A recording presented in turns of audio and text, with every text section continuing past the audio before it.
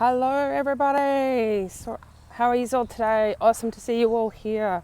So my name is Leah Haar and I'm the creator of Health and Fitness for Everybody. And I guess if you've stumbled upon this podcast or this YouTube video or however you've come across this audio, I guess you're sort of wondering, well, who are you? What is all this about?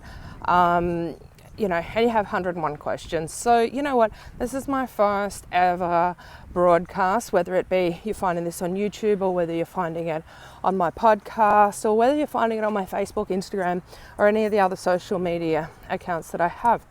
So who am I? So I'm Leah Haar. I'm currently 43 years of age and I've been heavily invested my time into the health and fitness industry as a martial arts student and now an instructor for 10 plus years. It's amazing how time flies.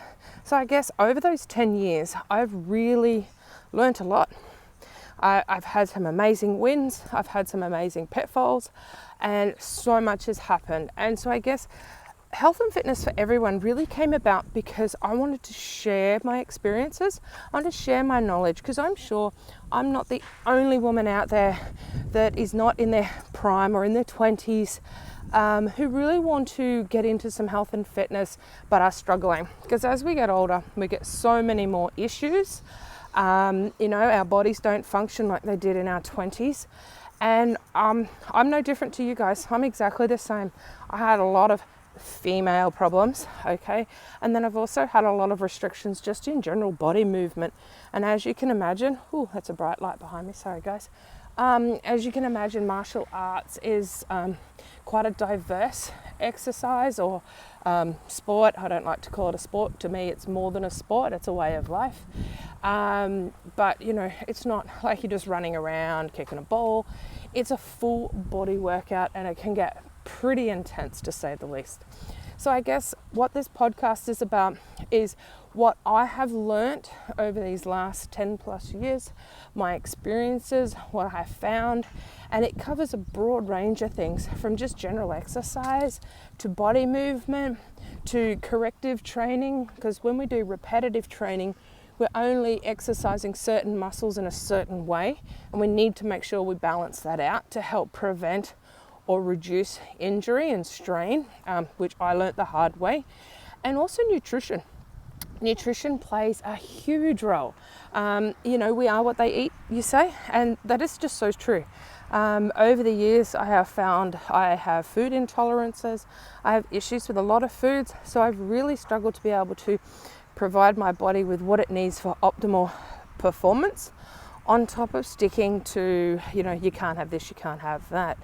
So I guess today it's just a bit of an introductory, guys. So if this is the first podcast, YouTube video, or first time you've jumped on my Facebook or Instagram pages, Twitter pages, this is a little bit about me, okay? I just want to share my experiences. So, this may not resonate with you or it may not be for you, and that's totally fine. I guess I'm trying to speak to those who may be in a similar situation. So I was in my 30s. I was 32 when I started martial arts. I had some experience in martial arts as a teenager. I did quite a few years in my late teens, early 20s. I did about 4 years and did some competitions. But apart from that, just the usual. Mum tried to get me into some form of sports when I was in primary school.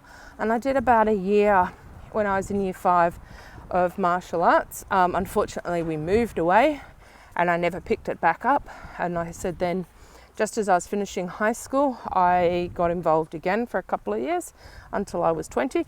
And then I moved away. I was 21 actually. And then I moved away again and never took it up. And I guess you're wondering, well, why did you take it up in your 30s? It was all because of my son. So in between that, I had 2 children. And it was at the time that my son was getting about 7, 8 years of age. And what basically was happening is he needed to exert some energy. We were looking for sports and bits and pieces, trying to look for something that would help him grow as an individual, to test his abilities, his mindset, all those sort of things that you want for your child to be the best version of themselves that they could be. And I was like, martial arts. I remember the feeling I had when I was younger and how it made me feel and how I could grow and expand as a person. And I really enjoyed it, and because it was so diverse. It's not like a soccer game.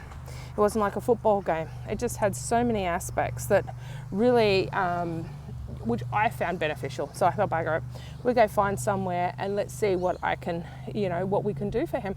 So we found Kyokushin in our hometown of Townsville at the time.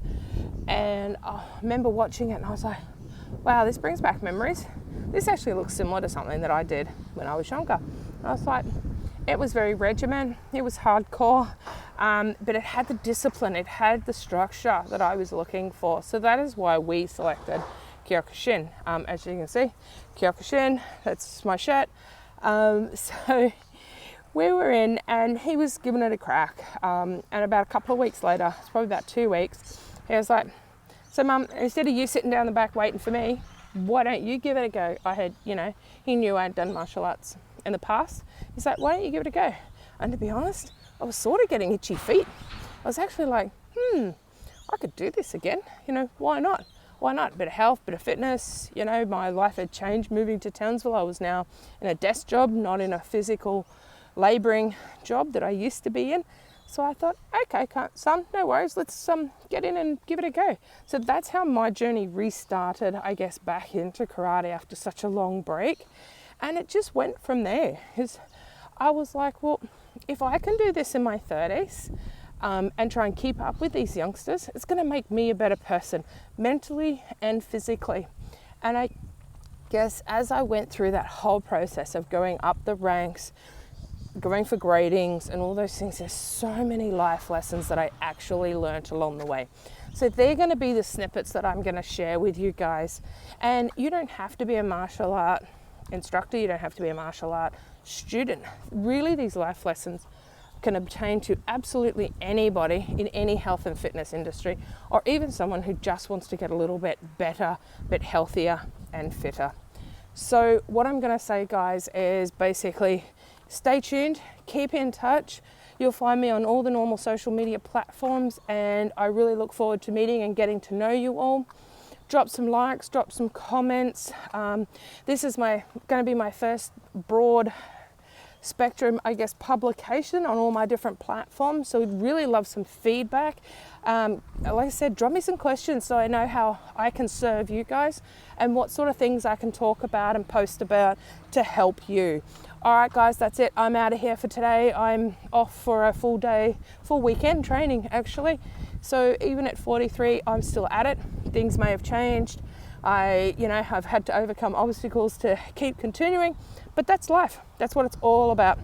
So guys, I want to leave you with that for now. Have an awesome day and talk soon.